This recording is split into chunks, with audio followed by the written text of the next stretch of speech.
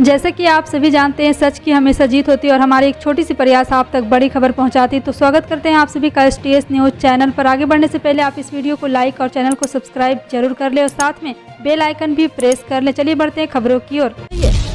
जयपुर में रविवार को कांग्रेस की महंगाई हटाओ रैली में हिंदू और हिंदुत्ववादी शब्दों की गूंज सुनाई देती रही। कांग्रेस की यह रैली यूं तो महंगाई के खिलाफ थी, लेकिन राहुल गांधी ने अपने धारदार भाषण से इस रैली को फोकस हिंदू और हिंदुत्ववादी पर फोकस कर दिया। राहुल ने कहा कि ये हिंदू है, हिंदुत्ववादी नहीं। राहुल ने कहा है कि देश में 2014 से हिंदुत्ववादियों की सरकार है, इस सरकार को हटाकर भारत में हिंदुओं की सरकार बनानी है। कांग्रेस की इस रैली में दिग्गज कांग्रेसी जुटे थे। कांग्रेस अध्यक्ष सोनिया गांधी बड़े समय बाद किसी रैली में दिखी, लेकिन उन्होंने रैली को संबोधित नहीं किया। सोनिया ने कांग्रेसियों का हौसला बढ़ाया, लेकिन उन्होंने संबोधन नहीं किया। राहुल गांधी ने भाषण की शुरुआत में ही कहा कि दो शब्दों की आत्मा एक जैसे नहीं हो सकती, ये दो शब्द है हिंदू और हिंदुत्ववादी। राहुल ने कहा है कि देश की राजनीति में दो शब्दों की टक्कर है, एक शब्द है हिंदू और दूसरा शब्द है हिंदुत्ववादी, लेकिन ये एक चीज नहीं है, ये दो अलग अलग शब्द है, इसका मतलब भी अलग है। राहुल ने कहा है कि मैं हिंदू हूँ लेकिन हिंदुत्ववादी नहीं हूँ। आम आदमी पार्टी ने रविवार को कहा है कि गोवा में आगामी विधानसभा चुनाव के लिए वह ममता बनर्जी और तृणमूल कांग्रेस से गठबंधन नहीं करेंगी। पार्टी के गोवा डेस्क की प्रभारी आतिशी ने कहा है कि आप गोवा में अच्छे उम्मीदवार उतारेगी और नया विकल्प मुहैया कराएगी तथा ईमानदार एवं भ्रष्टाचार मुक्त सरकार बनाएगी। गोवा में अगले वर्ष की शुरुआत में विधानसभा चुनाव होने वाले हैं। आतिशी ने ट्वीट किया है कि मैं पूरी जिम्मेदारी के साथ कह रही हूं कि TMC के साथ गठबंधन नहीं होगा, इसलिए उनके साथ बातचीत का सवाल ही नहीं है। हम गोवा में अच्छे उम्मीदवार के साथ नया विकल्प देने और भ्रष्टाचार की मुक्त सरकार बनाने के लिए प्रतिबद्ध हैं। लंबे संघर्ष और सड़क से लेकर सदन तक के आंदोलन के बाद मुख्यमंत्री जयराम ठाकुर ने आखिरकार प्रदर्शनकारियों की मांगे मान ली है। मुख्यमंत्री ने मध्य प्रदेश की शिवराज सरकार की तर्ज पर राज्य में भी सामान्य वर्ग के लिए आयोग का ऐलान किया है और इसके लिए अधिसूचना भी जारी हो गई है। मुख्यमंत्री के इस फैसले पर न सिर्फ राज्यपाल बल्कि भाजपा नेताओं ने भी धन्यवाद दिया है। CM जयराम ठाकुर ने कहा है कि लंबे समय से यह मांग उठती आ रही है, इसी को ध्यान में रखते हुए मध्य प्रदेश की तर्ज पर हिमाचल प्रदेश में भी सामान्य वर्ग आयोग का गठन किया जाएगा। इस संबंध में नोटिफिकेशन जारी कर दिया गया है। आयोग के संविधान, नियम और शर्तें जल्द तैयार की जाएगी। सामान्य प्रशासन विभाग की ओर से जारी आदेश में कहा गया है कि हिमाचल प्रदेश के राज्यपाल को सामान्य वर्ग आयोग का गठन कर प्रसन्नता हो रही है। इस आयोग के संविधान और कार्य क्षेत्र की घोषणा के बाद से अलग की जाएगी।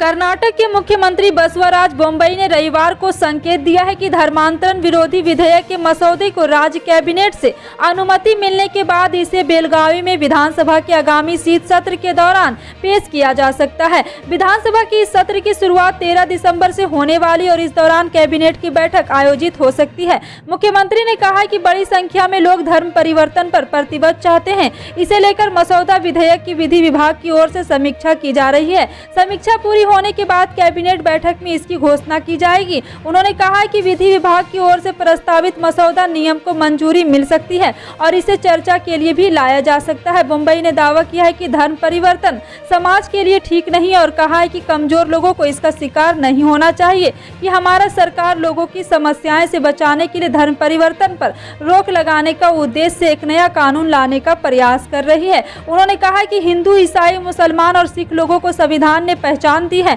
और लोग अपने धर्म के अनुसार प्रार्थना करें या धर्म का पालन करें, इसमें कोई भी समस्या नहीं है। हालांकि किसी की गरीबी का इस्तेमाल कर उसे धर्म परिवर्तन कराने का लालच देना ठीक नहीं है। बोम्मई ने कहा कि आजादी के बाद से यह मुद्दा बहस का विषय बना रहा है। गुजरात में भाजपा की विधायक आशा पटेल का रविवार को निधन हो गया। वह डेंगू से पीड़ित थी और उनका अहमदाबाद में एक अस्पताल में इलाज चल रहा था। महासाना जिले में ऊंझा विधानसभा सीट से भाजपा विधायक पटेल जायडर अस्पताल में भर्ती थी। शुक्रवार को उन्हें भर्ती कराया गया था और वेंटिलेटर पर रखा गया था। राज्य के पूर्व उप मुख्यमंत्री नितिन पटेल ने उनकी मौत के बारे में जानकारी दी। उन्होंने कहा है कि मुझे यह बताते हुए बहुत कष्ट हो रहा है कि ऊंझा विधायक आशा पटेल अब हमारे बीच नहीं रही है और भाजपा में सन्नाटा छा गया। उन्हें जायडस अस्पताल में डेंगू के इलाज के लिए भर्ती भी कराया गया था। उन्होंने कहा है कि आशा पटेल के पार्थिव शरीर को ऊंझा ले जाया जाएगा। राज्य के मुख्यमंत्री भूपेंद्र पटेल और राज्यपाल आचार्य देवव्रत ने आशा पटेल के निधन पर शोक व्यक्त किया है। आशा पटेल 2017 के विधानसभा चुनाव में कांग्रेस के टिकट पर पहली बार विधायक चुनी गई थी। हालांकि फरवरी 2019 में वह भाजपा में शामिल हो गई थी और उपचुनाव में जीत हासिल कर अपनी सीट सुरक्षित रखी थी। किसान आंदोलन को लेकर अपनी ही पार्टी की सरकार के खिलाफ मुखर रहे भाजपा सांसद वरुण गांधी ने फसलों के लिए न्यूनतम समर्थन मूल्य को लेकर संसद में प्राइवेट मेंबर बिल रखकर सरकार पर दबाव बढ़ा दिया है। सांसद गांधी ने रविवार को बिल के मसौदे को ट्वीट करते हुए लोगों के इस पर उनके सुझाव भी मांगे हैं। उन्होंने एमएसपी कानून को लेकर कोई सुझाव की लिस्ट संसद को सौंपी नहीं है। भाजपा सांसद वरुण गांधी ने अपने प्रस्तावित प्राइवेट मेंबर के मसौदे को ट्वीट करते हुए लिखा है कि भारत के किसानों और सरकार ने लंबे वक्त से तमाम आयोग के भीतर और बाहर कृषि संकट पर बहस की है। अब एमएसपी कानून का वक्त आ गया है। कानून में मेरे मुताबिक किस तरह के प्रावधान होने चाहिए, इसको लेकर मैंने एक मसौदा तैयार किया है और संसद में रख दिया है। इस पर किसी भी तरह की आलोचना का स्वागत नहीं है। इस विधेयक में 22 फसलों के लिए न्यूनतम समर्थन मूल्य की गारंटी शुदा खरीद की परिकल्पना की गई है। भारतीय जनता पार्टी के नेता अक्सर ये कहते हैं कि उनकी सरकार आने के बाद हिंदुओं के धार्मिक स्थलों का विकास किया गया है, जबकि इसके पहले उनकी अपेक्षा रही थी अयोध्या और काशी विश्वनाथ मंदिर का कायाकल्प करके और पूरे इलाके को धार्मिक पर्यटन स्थल के रूप में विकसित करके भाजपा अपना यह दावा पूरी करती हुई भी दिखाई पड़ी। लेकिन आपको बता दें कि विधानसभा चुनाव और 2024 के लोकसभा चुनाव में भी लाभ भी मिल सकता है या नहीं भी, वाराणसी के स्थानीय लोगों से बात करने पर इसका संकेत भी मिलता है। हालांकि इसके बाद भी समाजवादी पार्टी का दावा है कि प्रयागराज से लेकर बाबा विश्वनाथ की नगरी तक गंगा में कोरोना काल में बहे सब भाजपा के हर विकास के दावे पर भारी पड़ेगी। देश में बढ़ती महंगाई को लेकर कांग्रेस ने जयपुर में बड़ी रैली निकाली है। रैली में छत्तीसगढ़ के मुख्यमंत्री भूपेश बघेल ने भी शिरकत की। इस मौके पर बघेल ने एकजुट होकर बीजेपी की सरकार को उखाड़ फेंकने का आह्वान किया। रैली को संबोधित करते हुए श्री बघेल ने कहा है कि लोकतंत्र में जनता से ताकतवर कोई और नहीं है। जनता ने उपचुनाव में महंगाई के खिलाफ मतदान किया और दूसरे ही दिन मोदी सरकार ने पेट्रोल और डीजल की कीमतों में कमी कर दी। उन्होंने कहा है कि जहाँ 5 राज्यों में चुनाव हो रहे हैं, अगर वहाँ जनता ने बीजेपी को हरा दिया तो फिर डीजल और पेट्रोल की कीमत यूपीए सरकार के समय स्तर पर आ जाएगी। बघेल ने पीएम पर तंज कसते हुए कहा है कि महंगाई को कम करना है तो बीजेपी को हराना होगा। उन्होंने कहा है कि गुजरात ने आजादी की लड़ाई में 2 महासपूत महात्मा गांधी और सरदार पटेल दिए, अभी गुजरात ने 4 और दिए हैं, 2 बेचने वाले 2 खरीदने वाले। बघेल ने कहा है कि राहुल गांधी ने बार बार भारत सरकार को नोटबंदी, जीएसटी और कोरोना के संबंध में चेताया भी था। बिहार की नीतीश कुमार सरकार ने एक बार फिर राज्य को विशेष दर्जा देने की मांग की है। वह यह मांग गत 10 से 12 साल से कर रही है। नीति आयोग के उपाध्यक्ष राजीव कुमार को लिखे पत्र में बिहार की योजना एवं क्रियान्वयन मंत्री विजेंद्र यादव ने जोर देकर कहा है कि बिहार विशेष राज्य का दर्जा प्राप्त करने की सभी अर्हताओं को पूरा करता है।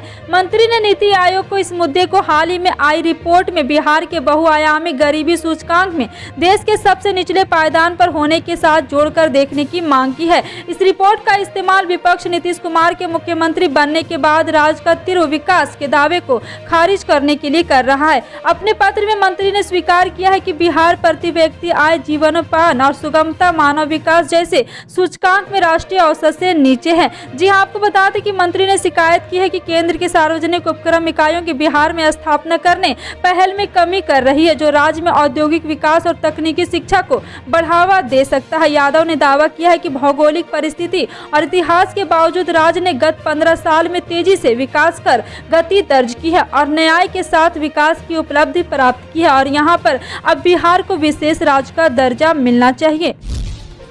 जम्मू कश्मीर पीपुल्स कॉन्फ्रेंस ने कुपवाड़ा में एक सम्मेलन आयोजित करने की इजाजत देने से इनकार करने के बाद रविवार को अधिकारियों पर पक्षपातपूर्ण दृष्टिकोण अपनाने का आरोप लगाया। पीसी के प्रमुख सज्जाद लोन ने कहा है कि कुपवाड़ा जिला प्रशासन ने अन्य दलों की जनसभाओं को इजाजत दी, लेकिन उनकी पार्टी को बार बार कोविड-19 का हवाला देते हुए अनुमति देने से इनकार कर दिया है। पार्टी के पदाधिकारियों ने यह बेहद दुर्भाग्यपूर्ण कहा है और उनके बार बार आगरा को कोविड चिंताओं नेताओं का हवाला देकर अस्वीकार कर दिया है, जबकि अन्य दलों को जनसभाएं करने की पूरी छूट दे रखी है। जी हाँ, फिलहाल आपकी इन सभी खबरों पर क्या राय है कमेंट सेक्शन में टाइप करके जरूर बताइएगा। पल पल की अपडेट जानने के लिए जुड़े रहें आप अपने NTS न्यूज चैनल से। मिलते हैं अगली बड़ी खबर के साथ, तब तक के लिए जय हिंद।